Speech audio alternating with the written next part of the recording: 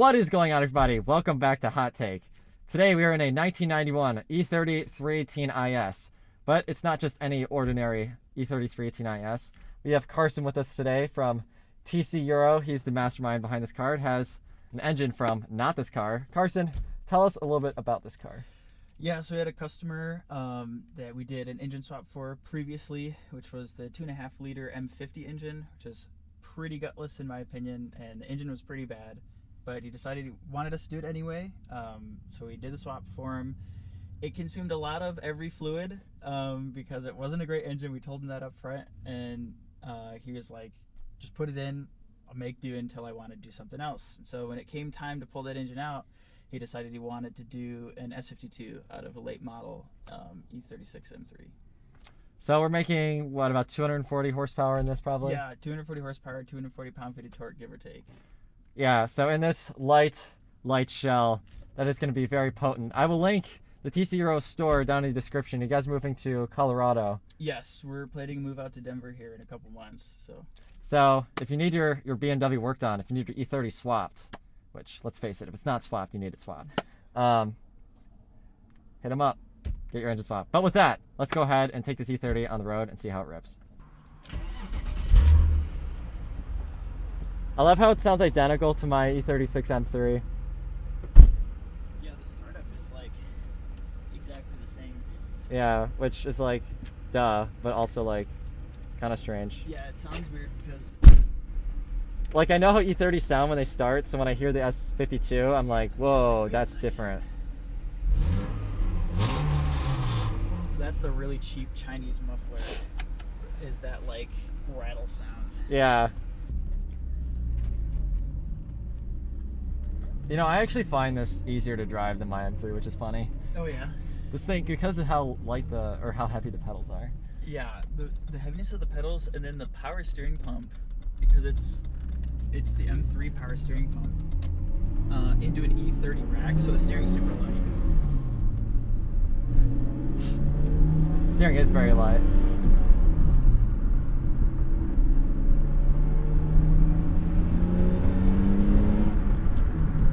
I love that.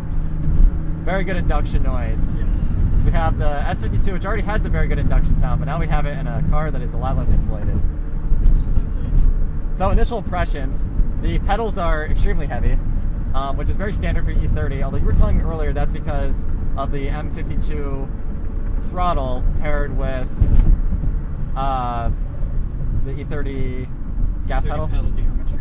Yep. Okay, out of curiosity, if you wanted to make it lighter, could you swap something out to make it lighter, or is this just how it is? Yeah, you could put on lighter return springs on the throttle itself, but I personally like the heavy pedals. I do too. As long as they're easy to modulate, like when you're cruising. Which they are. One is right on that line, which is good.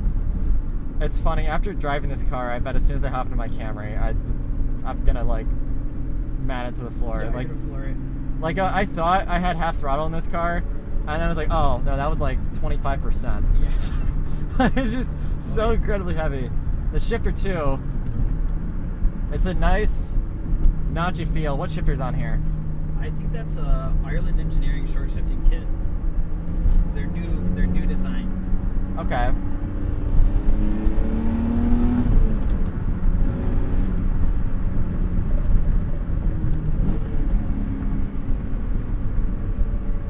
Does this have a lighter flywheel on, or is it stock? Oh, it's stock flywheel. So just dual It mass. would have been out of the E34 that had the M50, so it is. Oh, 525i? Yeah, 525i. Feels really good. I agree. It's a good match for this setup. Yeah, because it feels like heavy, but like in a like stock car heavy. Like it feels good. I feel like it's light enough. Yeah. I'm not wanting it to be super light. It's like perfect. It has the sportiness without being like hard to engage the clutch. Exactly. Yeah, that is 100%.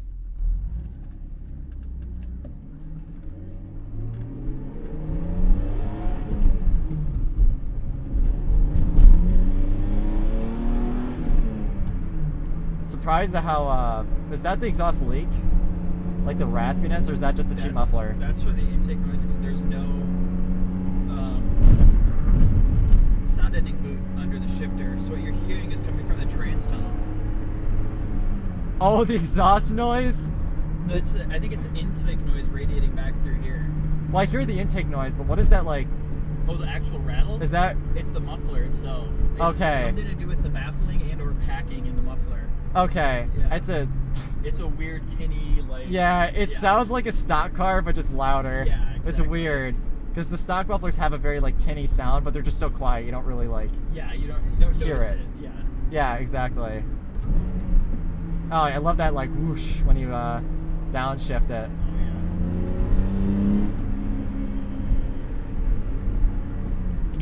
yeah. And you said the steering wheel's off because it wasn't put on straight, which was. Yeah, Sharpie marker. Yeah, the Sharpie method is mark it before you take it off. It makes it a lot easier.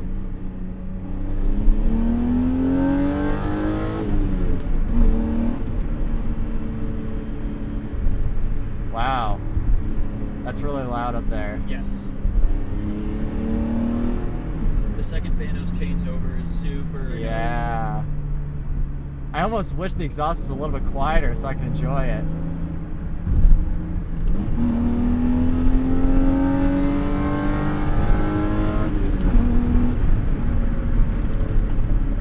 The brake pedal's very stiff.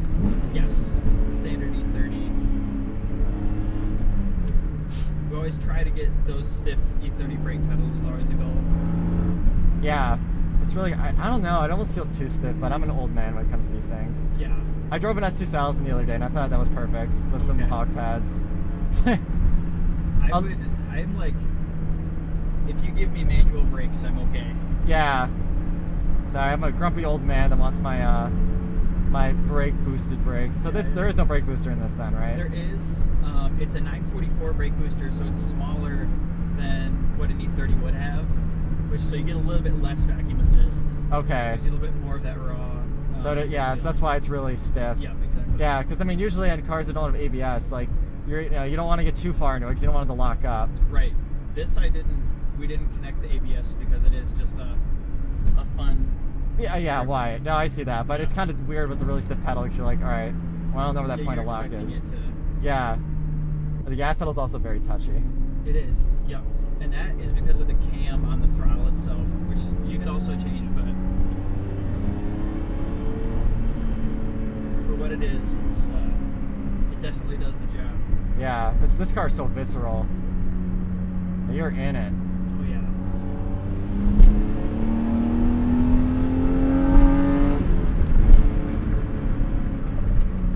How accurate is the speedo? It indicates a little bit fast. Okay. So I found it's about 4 or 5 miles per hour fast. Okay.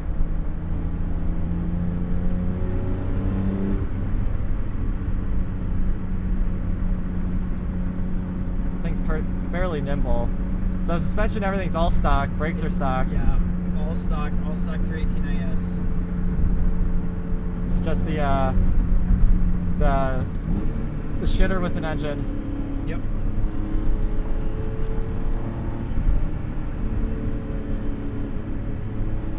Be courteous to all the walkers. Don't want to disturb their afternoon with our little toy.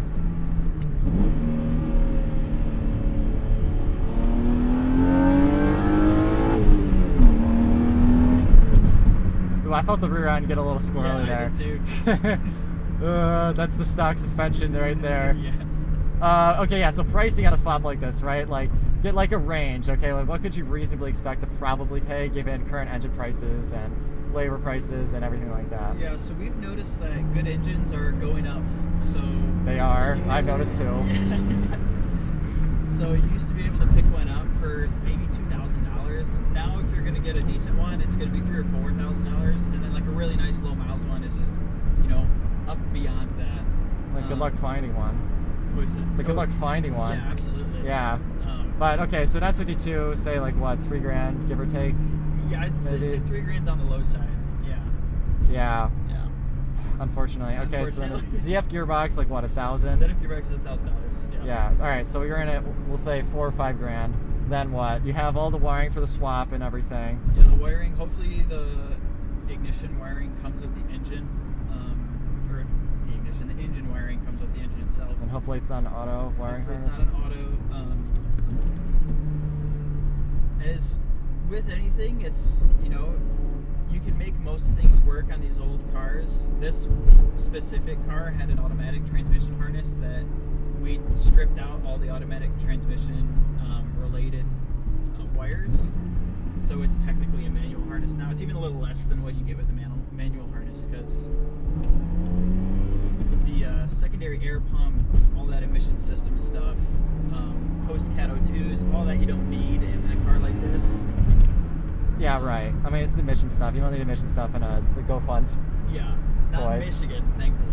Yeah. I mean, all the proper emissions equipment are in place. You would never dream of Right, installing anything that right. wasn't compliant with the EPA. Yes. That'd be blasphemy. It runs modern engine tuning, so it's better. Yeah. More efficient combustion, less emissions. Exactly. Yeah, I mean, it's really with parts and labor. I mean, how many hours? You want to guess like an hour amount that generally man. takes? I mean, it ranges, because I know like you can run into probably a lot of complications in a swap like this. Yeah, you can. And then, like we talked about with the wiring, if it comes with a manual harness, relatively plug and play. Automatic takes a lot more effort, time. Depending how clean you want things routed, we have different ways to do that. Yeah. So labor is a big variable in there too. I think all in, probably in the $8,000-9,000 range. Of course, depends on the shop you have do it. Yeah. So like, what about you guys, roughly?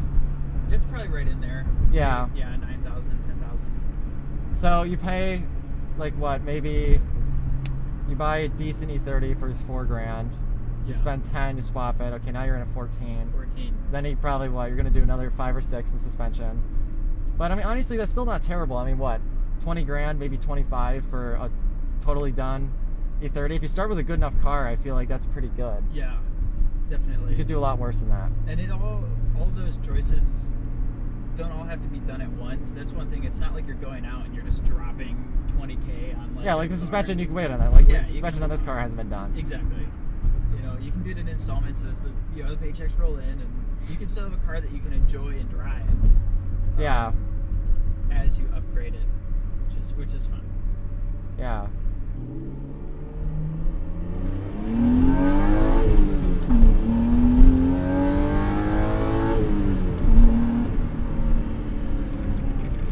And the brakes. Ah, there we go. That's the pedal I wanted. All the dash lights just kind of flashed at me. Did they? Well, I think that they like went off and went on. It's the when the fan turns off or on because the battery's so low.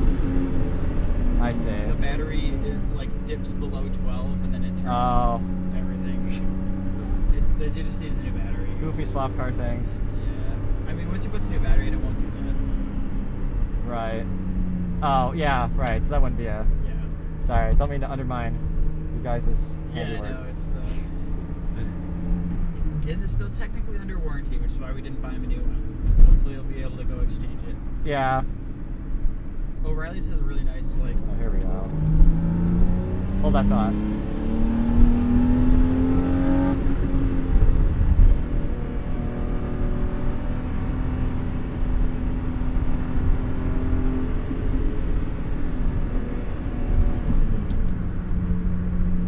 So you got O'Reilly's? Yeah, O'Reilly's has a really nice return policy where from this date of purchase of the battery, you have 2 years to warranty. If it dies, they'll just replace it. No questions asked. No questions asked. Oh, that's After that awesome. 2 years, then you have to buy a new one. But it's great for project cars because sometimes, you leave the dome light on and then your battery's dead. That's what happened to me, Yeah. which is also why the dealer probably doesn't want to warranty it.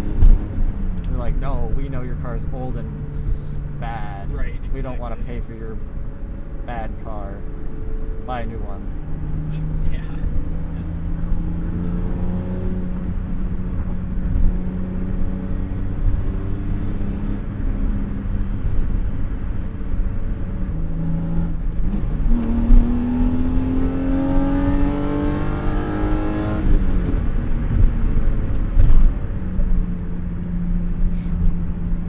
I would feel comfortable taking these a little quicker, except the The suspension's so like, It's very boaty. yeah, very boaty. You kind of like, yeah. It kind of. It needs a little bit stiffer springs, a little bit better dampers, and it'll be like in the sweet spot. Yeah, give it alignment. Yeah. Exactly.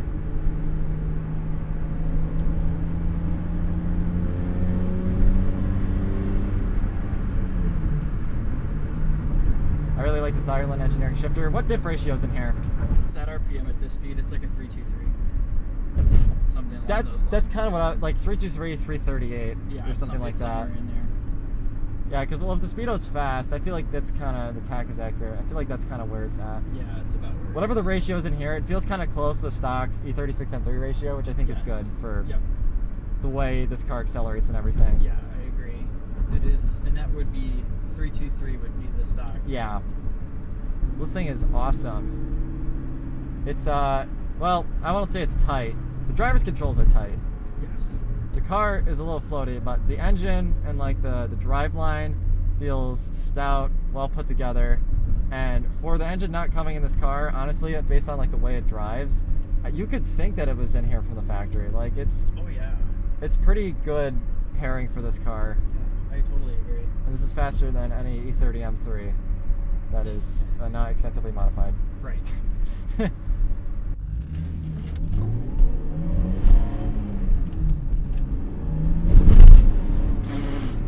The suspension's just not composed. Oh my god, that was so bad. Weird.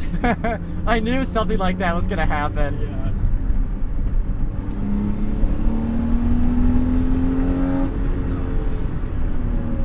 Beautiful sound. The intake noise, and it just sits you back in the seat. I mean, the whole car just shifts whenever you're on and off the power. If I do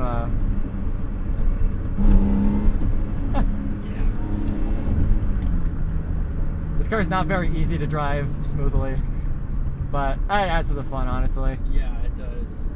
It's a little bit of that difficulty. Yeah. Driver engagement. Driver's engagement. Driver's feedback. It's one of the scores. There you go. Okay, there you go. Driver's feedback.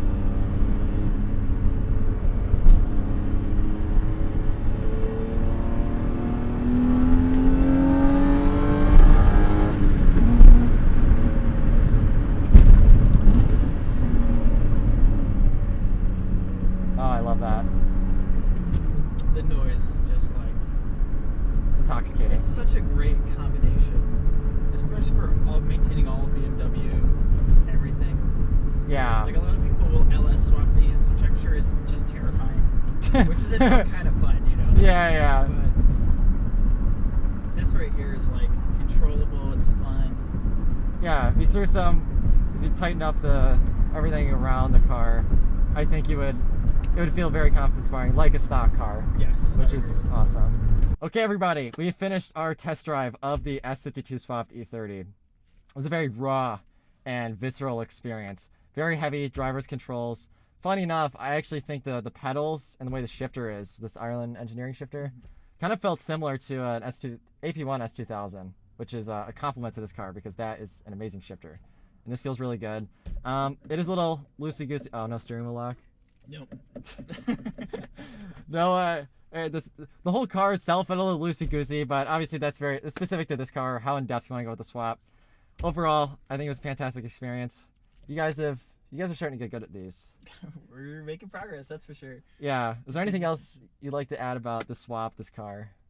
I honestly, bang for buck, I think this is the best swap you can do in an E30. That's kind of my... Yeah. Well, with that, let's go ahead and give it a score.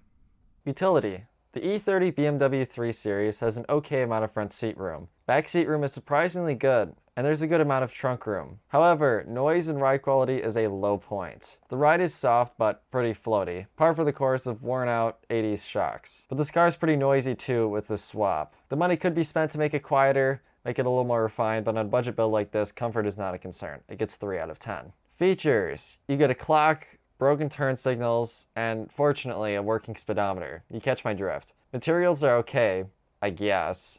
Cloth, worn in cloth, it gets a 3 out of 10. MPG. EPA numbers do not exist on a swap like this. The E36 M3 gets 20 city and 28 highway with an average of 24. While the E30 chassis is much lighter than the E36, the drag coefficient is much worse.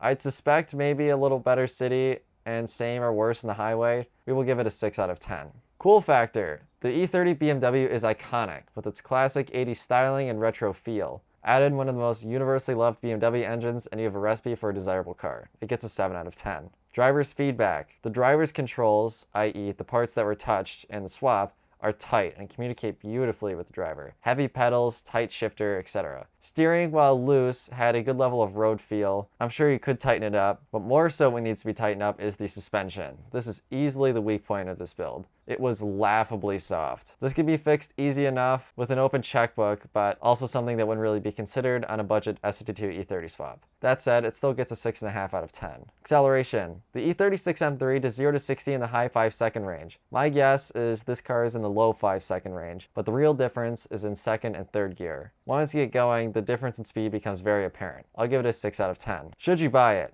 Or build it? It's hard for anyone to justify an engine swap, especially an engine swap on an 80s European sports car. If you can find a well-built and sorted one, 20 grand for one of the most desirable classic BMWs is not a terrible value. The maintenance is no Honda, but the S52 is immune to a lot of the problems the later M engines suffered from. I'll give this car an 8.5 out of 15, putting it here on our list.